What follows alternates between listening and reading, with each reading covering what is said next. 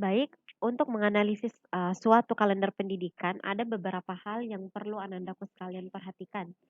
Yang pertama adalah ketika membaca suatu kalender pendidikan, Ananda bisa melihat bahwa dalam kalender ini terdapat berbagai warna yang di bagian sisi kanan ini telah dijelaskan maknanya.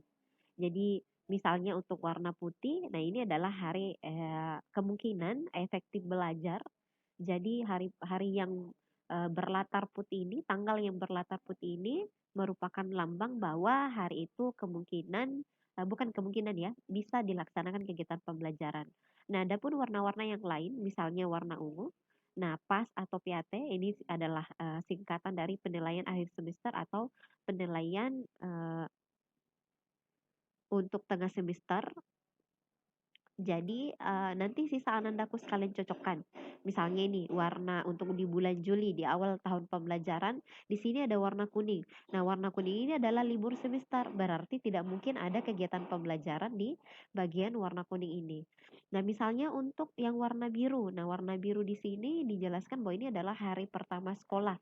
Nah, seperti kita ketahui bahwa pada jenjang-jenjang tertentu, misalnya bagi anandaku sekalian yang baru berpindah misalnya dari SMP ke SMA, dari SD ke SMP. Nah, untuk jenjang kelas 7 ataupun jenjang kelas 10, di beberapa hari pertama itu akan diberikan kegiatan MPLS, yaitu masa pengenalan lingkungan sekolah. Tentu pada pekan tersebut tidak memungkinkan bagi seorang guru mata pelajaran untuk memberikan materi. Makanya untuk jenjang misalnya kelas 10 ataupun kelas 7 untuk jenjang SMP, biasanya di pekan pertama di tahun ajaran itu kemungkinan besar tidak akan diberikan kegiatan pengajaran. Kecuali untuk kelas 11 dengan kelas 12 untuk jenjang SMA dan kelas 8 atau kelas 9 untuk jenjang SMP. Nah, itu dulu penjelasan awal Ibu untuk melihat warna-warna. Jadi keterangan warnanya memang biasa sudah dilengkapi di bagian-bagian tertentu dalam kalender pendidikan. Sisa anandaku sekalian memaknai. Nah, apa yang perlu anandaku sekalian perlu catat datanya pada saat menganalisis suatu kalender pendidikan, Ananda itu harus menentukan dulu kelas berapa yang diajar. Nah, jadi kalau misalnya tadi yang sesuai yang Ibu contohkan, misalnya Ibu klik dulu ya bagian ini, di bagian kalender pendidikan. Nah, apa yang kita mau contohkan nanti itu adalah, Ibu lihat dulu ya.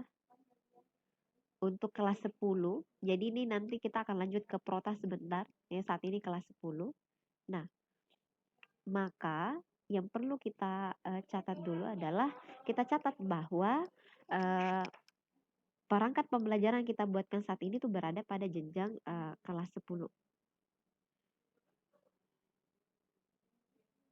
Nah, apa yang kemudian perlu dicari tahu yang lain adalah jumlah kompetensi dasar dalam untuk 1 tahun pelajaran. Nah, kalau ini anandaku sekalian itu sumbernya bisa dari Permendikbud nomor 37 tahun 2018. Nah, coba kita lihat dulu.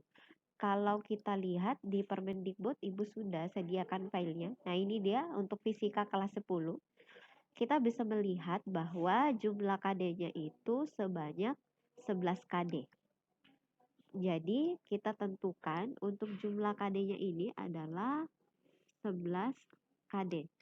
Nah, setelah mengetahui bahwa untuk jenjang kelas 10 jumlah KD-nya sebanyak 11 KD, kita perlu menentukan dulu jumlah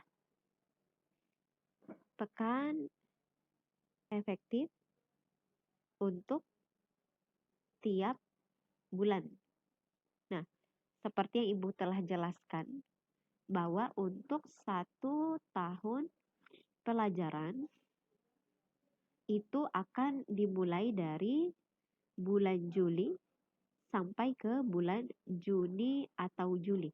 Jadi biasanya ada di suatu provinsi itu biasanya mulai dari misalnya untuk tahun ajaran 2020-2021, maka tahun pelajarannya itu dimulai dari eh, Juli 2020 sampai dengan Juni atau Juli 2021. Nah, makanya biasanya kalau untuk kurikulum di Indonesia sering mengatakan tahun pelajaran 2020-2021. Tahun pembelajaran 2019-2020. Tidak pernah ada yang mengatakan tahun pelajaran 2020. Nah, karena memang di kurikulum kita itu selalu dimulai dari bulan Juli sampai dengan bulan Juni atau di bulan Juli.